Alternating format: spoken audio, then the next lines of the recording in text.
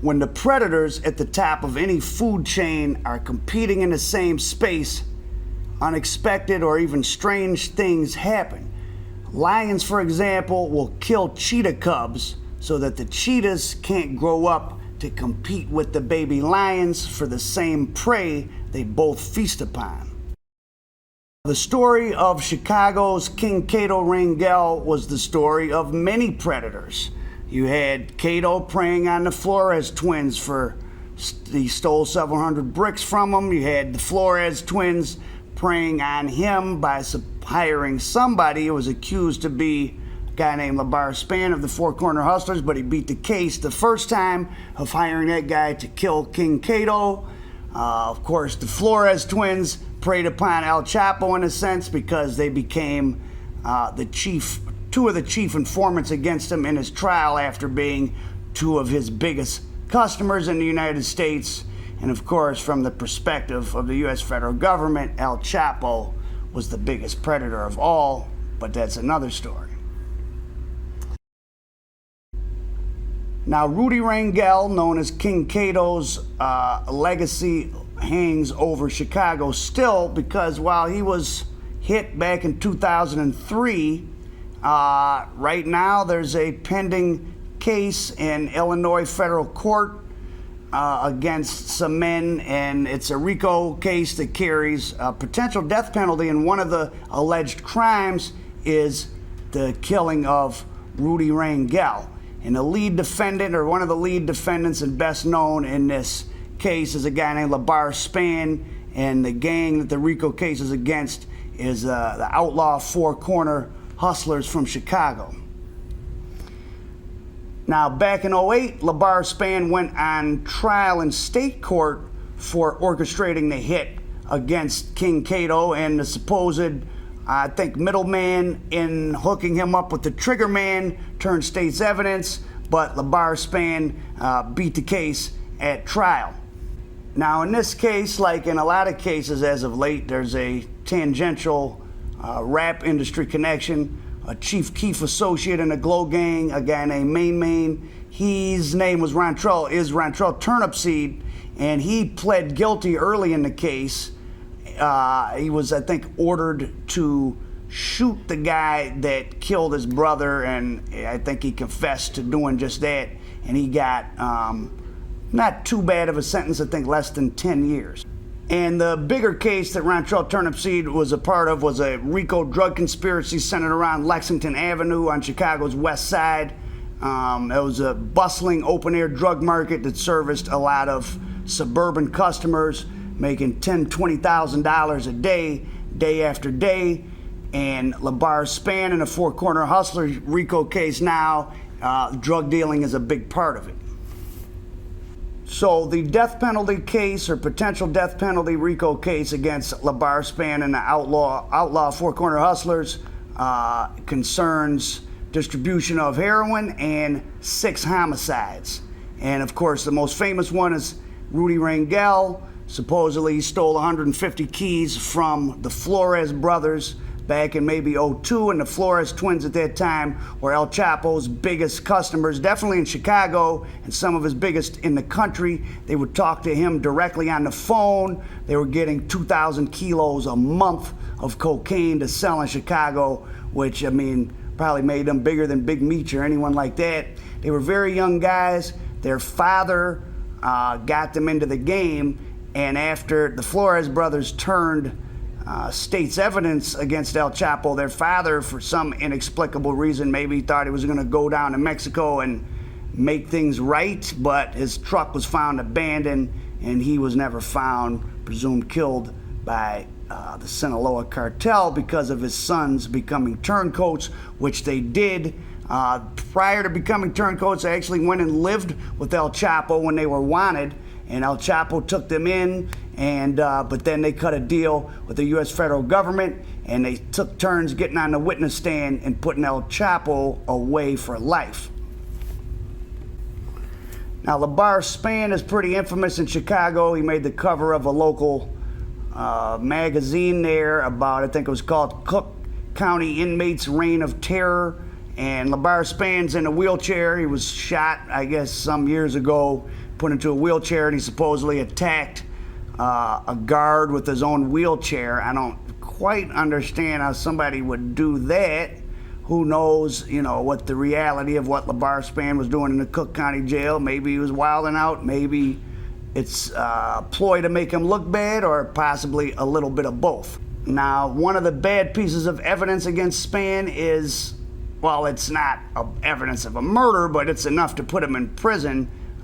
It's some Instagram posts of him at a gun range with women he said were his girlfriends, and he's kind of bragging about, you guys spend money on women, I teach them to shoot, these are the type of girls I got. And, Labar Spann was already a convicted felon, and just, showing yourself of a picture at a shooting range could make a judge or jury find you guilty of violating felon in possession laws. If you remember Kenneth Supreme McGriff, 50 Cent's old nemesis, he ended up getting convicted of some murder charges, obviously, but prior to that, he got convicted of being felon in possession of a firearm because the feds went to a shooting range and got somebody at the shooting range to pick out him out of a lineup and said, yeah, this is the guy who came here under a different name, and would use the shooting range, which is a crime in and of itself. So if you're not supposed to have a gun, remember all that shooting guns and waving them around could possibly be used against you.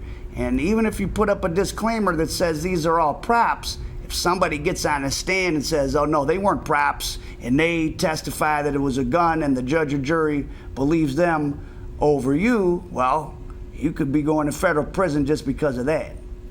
Now, Labar Spann was front page news back in 2008 when he beat the King Kato case, but then in 2010, he was in the paper again when the Chicago police commissioner kind of mandated all the gang leaders, probably guys that are on probation or parole, and their probation or parole officer made them go, or they'd violate them, come to West Garfield Park, where he told them all that any violent crimes that happened in their gang turf, he'd be trying, them and the federal prosecutors would be trying to pin it on them, which is a pretty ominous threat. I mean, Chicago's a high crime city, even without gangs, and to tell somebody that, oh, well, anyone who gets shot in your neighborhood, we're going to try to blame it on you.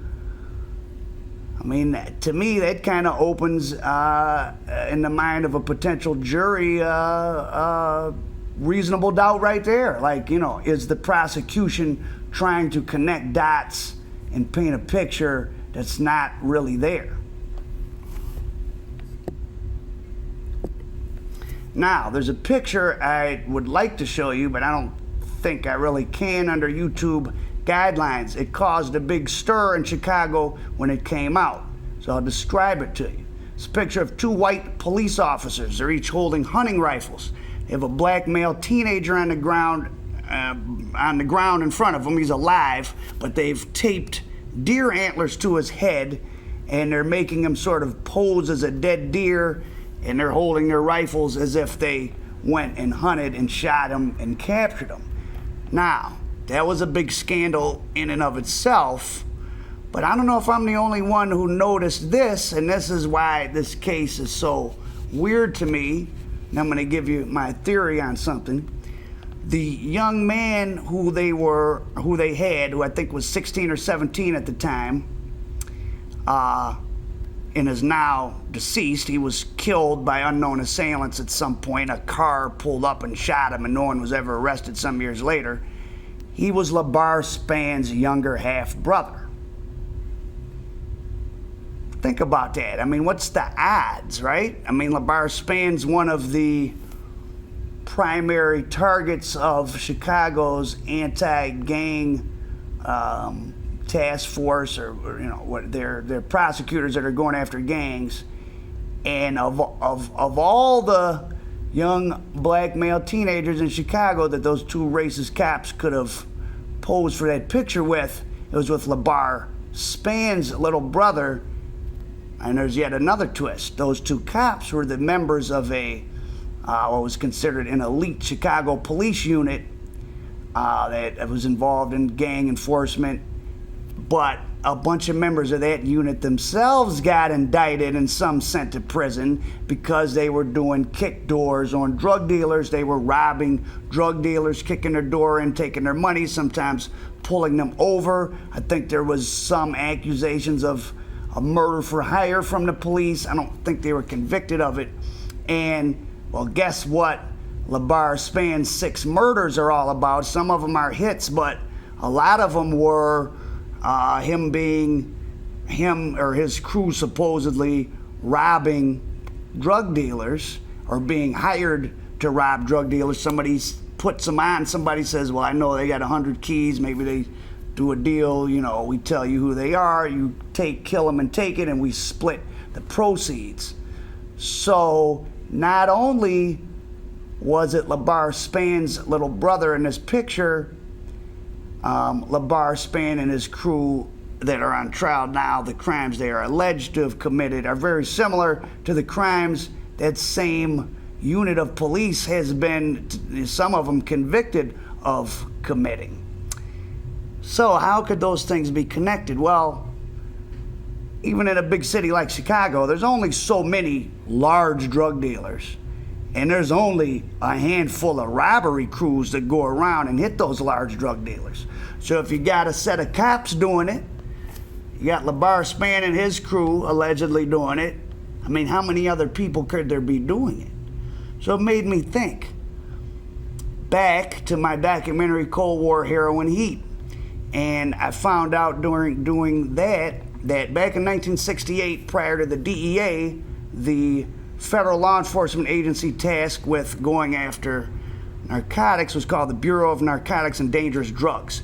And Richard Nixon himself, Mr. Corruption, he shut down the Bureau of Narcotics and Dangerous Drugs because in '68, congressional hearings brought out something called the informant murders. And I think just New York City alone, during the late 50s and into the 60s, there was something like 28 informants murdered by Bureau of Narcotics and Dangerous Drugs agents. What they were doing is they were so corrupt, they were killing each other's informants. So say an agent is being paid off by a certain mobster to protect his heroin operation, and another agent's informant or snitch is giving information on that protected mafia heroin dealer. Well, the agent that's protecting him kills the other guy's informant and other things involving corruption. So 28 that we know of in New York alone. The congressional records are still sealed. And I wonder if that trophy photo, you know, that those cops had to figure was going to cause some type of uproar, could have been a coded message to Labar Spann that they knew who he was and not to go after the people they were protecting, or they were competing for the same victims, or maybe they just wanted to intimidate him as part of their anti-gang thing. But I don't think it was a coincidence. So Outlaw Four Corner Hustler trial, I think, has been slowed down by COVID. Well, some of the people have pled out. Some of the people are taking deals, but last I checked, Labar Spann and a couple other guys are still facing a death penalty. So Google that image. Maybe if you use the search term Chicago police antler photos or something, you'll see it. And it's kind of disturbing, but Al Prophet, dark tale of American dope.